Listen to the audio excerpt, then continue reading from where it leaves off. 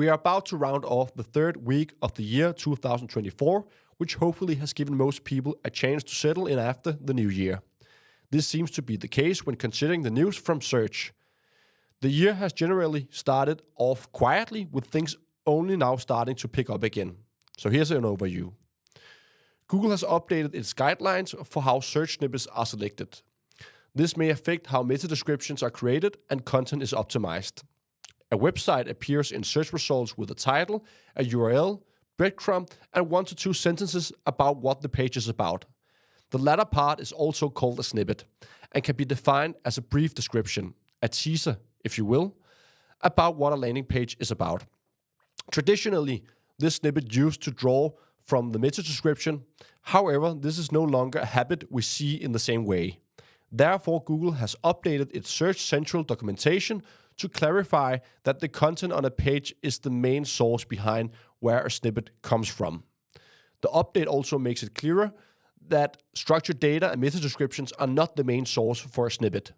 What this means for you in SEO is that many online guides give you today a misleading advice on how to best update your meta descriptions. Several suggest using them as advertising content and include the most important keywords in bold text.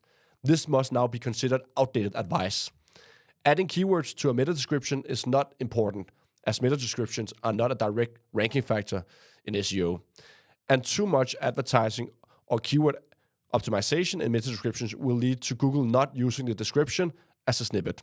So focus on the primary content when it comes to snippets, for Google might only use the meta description. Google has eased restrictions on third-party cookies in Chrome, affecting 1% of users from January 2024 and will reach 100% by Q3 2024. To facilitate the transition, Google has introduced testing phases that allow temporary access to third-party cookies for certain services under strict criteria. This development is significant for businesses that rely on third-party services or cookies and underscores the need to review cookie usage on the site and plan alternative solutions. Google has updated the special announcement structured data. Originally created for COVID-19 related announcements, Google has now expanded its use. The changes include removing several COVID-19 references and generalizing the language to include a broader spectrum of special announcements. Although the structure is still in beta and primarily focused on local medical-related events, it is clear that Google is expanding its use beyond just COVID-19 related content.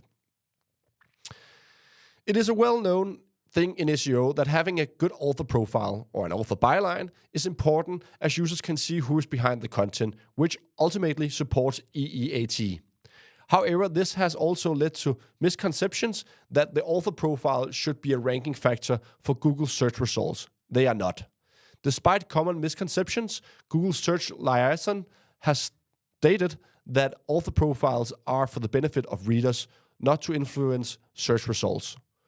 Quality content can rank well regardless of the presence of author profiles.